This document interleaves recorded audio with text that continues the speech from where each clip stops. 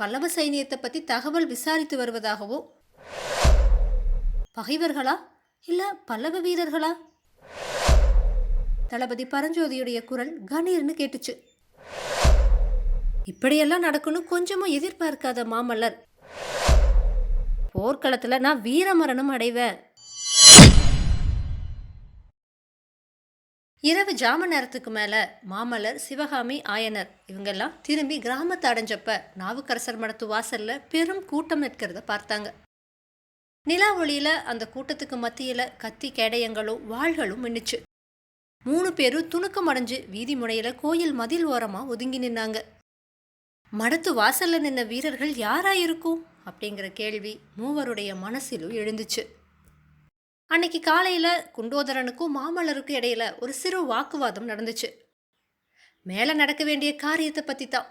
வராக நதியில வெள்ளம் வடிஞ்சு விட்டபடியால பானை தெப்பம் ஒன்று கட்டி அதுல தம்ம வராக நதிக்கு அக்கறையில கொண்டு போய் விட்டுட்டு குண்டோதரன் திரும்பி வந்துடணும் அப்படின்னும், தாம் அங்கிருந்து காஞ்சிக்கு போய் விடுவதனும், குண்டோதரன் ஆயனருக்கும் சிவகாமிக்கும் துணையா மண்டபப்பட்டு கிராமத்திலேயே சில காலம் இருக்கணும்னு மாமல்லர் சொன்னாரு. குண்டோதரன் இதை மறுத்து தான் முதல்ல அக்கறைக்கு போய் பல்லவ சைனியத்தை பற்றி தகவல் விசாரித்து வருவதாகவும், அதுக்கப்புறமா என்ன செய்வதுங்கிறத முடிவு செஞ்சுக்கலான்னு சொன்னான். மாமல்லரும் இன்னும் ஒரு நாள் சிவகாமி கூட இருக்கலாம் அப்படிங்கிற ஆசையினால அதுக்கு சம்மதிச்சாரு. ஆனாலும் அன்னைக்கெல்லாம் அவருக்கு அடிக்கடி மனசில் பரபரப்பு உண்டாகிட்டு இருந்துச்சு. சாயங்காலம் ஆக ஆக குண்டோதரன் ஏன் இன்னும் வரல, எத்தனை நாள் இங்கே சும்மா உட்காந்துட்டு இருக்கிறது அப்படிங்கிற எண்ணங்கள் அப்பப்ப அவருடைய உள்ளத்துல தோன்றி அல்லல் செஞ்சுது. மோகன நிலவழியில சிவகாமி கூட பேசிட்டு இருந்த போது கூட நடுநடுவே மாமல்லருடைய மனசு, குண்டோதரன் இதுக்குள்ள வந்திருப்பானோ, என்ன செய்தி கொண்டு வந்திருப்பா அப்படின்னு எண்ணமிட்டுட்டே தான் இருந்துச்சு. இப்ப மடத்து வாசல்ல கூட்டத்தை பார்த்ததும், அதிலும் வாள்கள் வேல்களுடைய ஒளியை பார்த்ததும் மாமல்லருடைய மனசுல ஏக காலத்துல பல கேள்விகள் எழுந்துச்சு. இவங்கெல்லாம் யாரு? பகைவர்களா இல்ல பல்லவ வீரர்களா? பல்லவ வீரர்களா இருந்தா இங்க நாம இருக்கிறது தெரிஞ்சு வந்திருக்காங்களா? தெரிஞ்சவங்களா இருந்தா திடீர்னு நம்ம பார்த்தது கோஷமிடுவாங்களே, கிராமவாசிகளுக்கு தெரிஞ்சு போயிடுமே. மாமல்லருடைய மனத்தயக்கத்தையோ அதனுடைய காரணத்தையோ ஒருவாறு தெரிஞ்சுக்கிட்ட ஆயனர், பிரபு நீங்களும் சிவகாமியும் கொஞ்சம் இவ்விடமே நில்லுங்க, நான் முன்னால போய் வந்திருக்கிறவங்க யாருன்னு பார்க்கற அப்படின்னு சொல்லிட்டு போனாரு. சிவகாமியும் மாமல்லரும் கோயில் மதிலோரத்துல மதிலுக்குள்ளிருந்து கொம்பும் கிளையுமா வெளியே பறந்திருந்த மந்தார மரத்துக்கடையில நின்னாங்க. அப்ப மாமல்லர் மடத்து வாசல்ல நின்ன கூட்டத்திலிருந்து வந்த சத்தத்தை காது கொடுத்து கவனமா கேட்டாரு. கலகலன்னு எழுந்த பல பேச்சு குரல்களுக்கு இடையில தளபதி பரஞ்சோதியுடைய குரல் கணீர்னு கேட்டுச்சு. கிராமவாசிகள் பலர் ஏக காலத்துல மறுமொழி சொன்னாங்க. அந்த பல குரல்களோடு சுகபிரம்ம முனிவரும் சேர்ந்து மாமல்லா மாமல்லா அப்படின்னு கீச்சு குரல்ல கூவிய சத்தம் எழுந்துச்சு. மாமல்லருடைய மனக்குழப்பமெல்லாம் ஓர நொடியில நீங்கிருச்சு. நம்முடைய தளபதி பரஞ்சோதி தான் வந்திருக்காரு, வா சிவகாமி நாமளும் போகலாம் அப்படின்னு அவர் உற்சாகம் ததும்பும் குரல்ல சொல்லி மேலே நடக்க தொடங்கினப்ப சிவகாமி அவருடைய கரத்தை மெதுவா தொட்டு பிரபு அப்படின்னு சொன்னான். மந்தார மரத்து கிளைகளின் வழியா வந்த பால் நிலவுடைய ஒளியில அவளுடைய கண்களில் துளித்திருந்த 2 கண்ணீர் துளிகளும் முத்து போல பிரகாசித்ததை மாமல்லர் பார்த்தாரு. என் கண்ணே இது என்ன அப்படின்னு மாமல்லர் அருமையா சொல்லி தம்முடைய அங்க வஸ்திரத்தினால கண்ணீரை தொடச்சாரு. உங்க தளபதியுடைய குரல் கேட்டதும் இந்த பேதை பெண் அவசியம் இல்லாம போயிட்ட இல்லையா அப்படின்னு சிவகாமி விம்முனா. இப்படியெல்லாம் நடக்கணும் கொஞ்சமும் எதிர்பார்க்காத மாமல்லர் அவளுக்கு எப்படி தேர்தல் சொல்லுவதுன்னே தெரியாம கொஞ்சம் திகைச்சு நின்னாரு.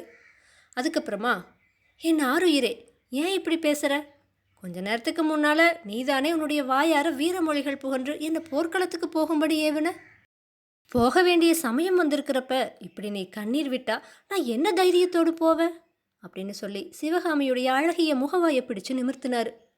அப்ப சிவகாமியுடைய முகத்துல நிலாமதியுடைய கிரணங்கள் நேரா விழ அவளுடைய இயற்கை பொன்னிற முகம் தந்த நிறம் பெற்று திகழ்ந்துச்சு. சிவகாமி அவரோட கரத்தை தன்னுடைய முகவாயிலிருந்து எடுத்து தன்னுடைய கண்களில் சேர்த்து கண்ணீரால நினைச்சவனோ, இந்த பேதை நெஞ்சும் ஏனோ காரணமில்லாத பீதி கொண்டிருக்கு, என் வாழ்நாளுடைய இன்பம் இன்றோடு முடிந்து விட்டது போல தோணுது.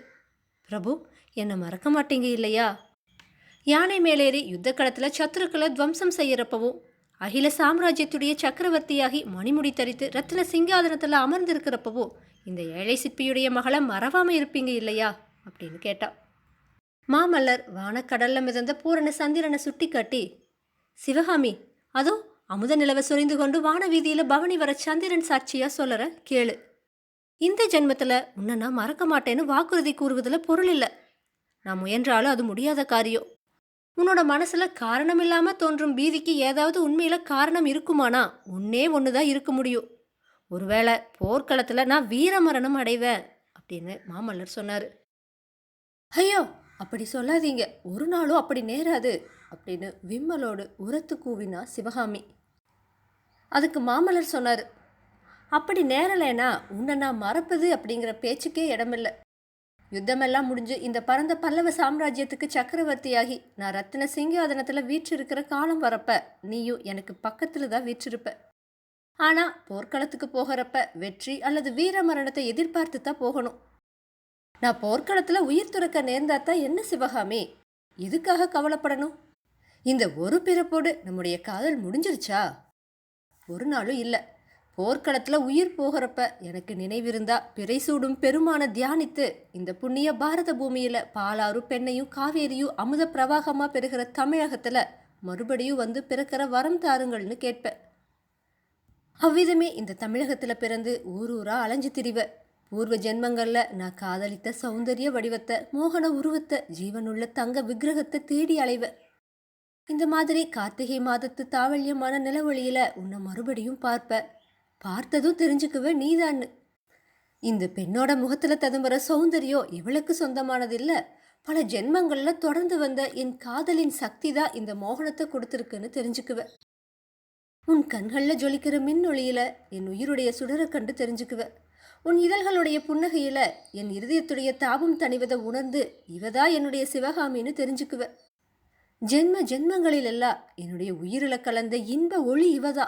சரத்கால சந்திரனுடைய மோகன நிலவுல நான் பார்த்து பார்த்து மகிழ்ந்த சௌந்தரிய வதனம் இதுதான்.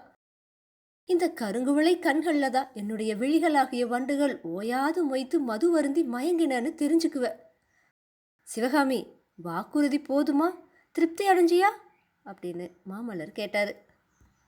மாமல்லரோட கவி இருதயத்திலிருந்து பிரவாகமா பொழிந்த அமுத சொற்கள் சிவகாமியை திக்கு முக்காட செஞ்சுது. அவளுடைய தேகம் சிலிர்த்துது. புலகாங்கிதம் உண்டாச்சு. தரையில நிக்கிறமோ வானவெளியில மிதக்கிறமோன்னு தெரியாத நிலையா வடைஞ்சா. திடீர்னு அதோ மாமல்லர், அதோ பல்லவகுமாரர் அப்படிங்கிற குரல்களையோ, மாமல்ல பல்லவேந்திரர் வாழ்க வாழ்க வாழ்க அப்படிங்கிற கோஷங்களையோ கேட்டு சிவகாமி சுய பிரஜை அடைஞ்சா. எனக்கு திருப்தி தான், ஜனங்கள் இங்க வரதுக்குள்ள நீங்க முன்னால போங்க அப்படின்னு சிவகாமி சொன்னான்.